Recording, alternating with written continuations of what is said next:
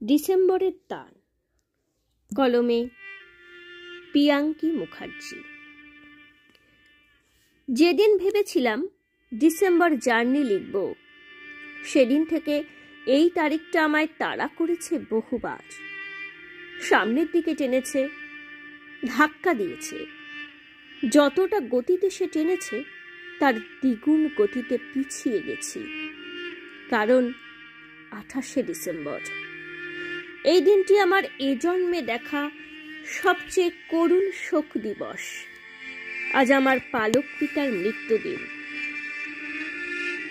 এমনই একটি দিন ছিল পৌষের শৈত্যপ্রবাহ, ভীষণ রকম মেঘলা আকাশ, বৃষ্টি, আর ছিল ভেজা চোখে জল।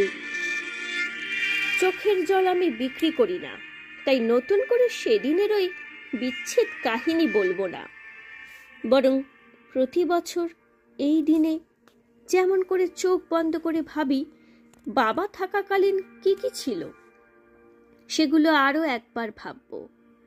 ঈশ্বর ধীরেন্দ্রনাথ মুখার্জির জন্মদিন আমি জানি না, তিনিও জানতেন কিনা সেই বিষয়ে সন্দেহ আছে 100 ভাগ।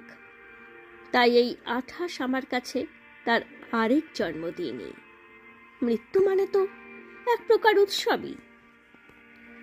একজন অতি সাধারণ পৈতেধারী ব্রাহ্মণ, ব্রাহ্মণ্যবাদ নিয়ে যার কোনো রকম দেখনদারি ছিল না, সর্বোচ্চ গুণিতকের মতো তিনি ছিলেন উত্তম পুরুষ, উত্তম সংসারী।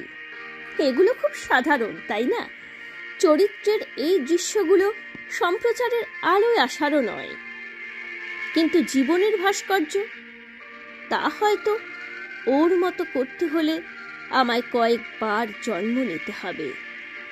এই জীবন আমায় যা যা যতটুকু দিয়েছে, তার মধ্যে যদি নিজেকে তৈরির কোনো উপাদান দিয়ে থাকে, তা হলো আমার শ্বশুর মশাই।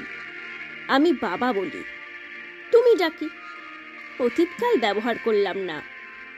আমি মনেই করি না তিনি নেই। প্রতিটি মানুষকে ঘিরে যে অরা থাকে বৃত্তের মতো, আমি বিশ্বাস করি বাবা সেই বৃত্ত আমায় দিয়ে গেছে। আমি অনুভব করি তার অস্তিত্ব। রেখে দিয়েছি বাবার পরা হাফ হাতা সেই সোয়েটারটা। যখন মনে হয় কেউ নেই পাশে, দুঃখ শোনার মানুষের অভাব, আলমারি খুলে ওই সোয়েটারটা শুকি, গন্ধ নেই ভিতর পর্যন্ত। বাবাই আমার অ্যারোমা থেরাপি, বাবাই আমার জীবন্ত ঈশ্বর। আমি আগামী জন্মে ঠিক তোমার মেয়ে হয়ে জন্মাবো বাবা। অপেক্ষা করছি, তুমিও অপেক্ষা করো।